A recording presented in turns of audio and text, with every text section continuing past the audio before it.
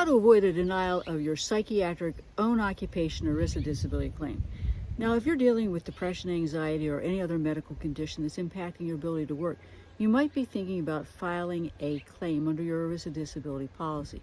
But before you stop working and file, I think there are a few key things you need to know, because psychiatric claims are among the most commonly denied, especially when you're applying for your own occupation benefits. So let's start with the basics.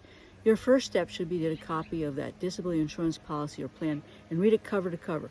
You want to focus on definitions like how the policy defines the term own occupation, what is a disability, whether there are mental nervous policy limitations, and what's required in terms of proof and ongoing treatment. Now, the own occupation definition is crucial. It tells you whether the policy evaluates your ability to perform a specific job or it uses a broader standard. You need to know what the material and substantial duties are so that you can explain how your psychiatric condition prevents you from doing those duties. Your medical records need to tell the story and describe the full range of your symptoms, things like mood swings, memory problems, concentration, sleep issues, emotional instability, and, for example, difficulty you have interacting with coworkers. You might be isolating from the public, struggling to complete your personal tasks.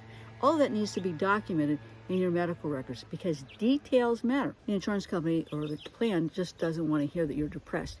They want clinical evidence of how that depression impacts your ability to function at work. So that should include examples of how your symptoms interfere with your ability to complete tasks, communicate with others, stay focused, and even sometimes basic hygiene or grooming.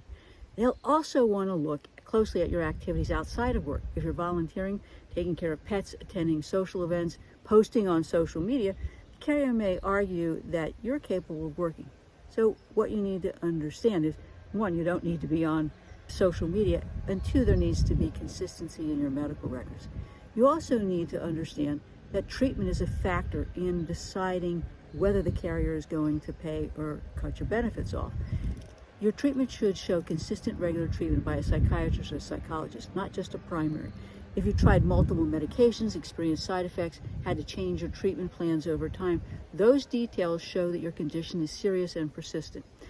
Don't fall into the trap of thinking that any sign of improvement means you're no longer disabled. You might feel better, but not be able to function in a high-stress full-time job. So the key is explaining your improvement in terms of functionality. Use real-life examples. Now, your doctor also needs to explain why your symptoms prevent you from working. They're looking for language that shows your condition results in severe and persistent psychiatric functional impairment. That means your doctor should list not only the diagnosis, your symptoms, and explain how your symptoms impact your ability to do the material and substantial duties of your occupation. So you can see at the end of the day, psychiatric disability claims are going to come down to documentation, consistency, and clear communication.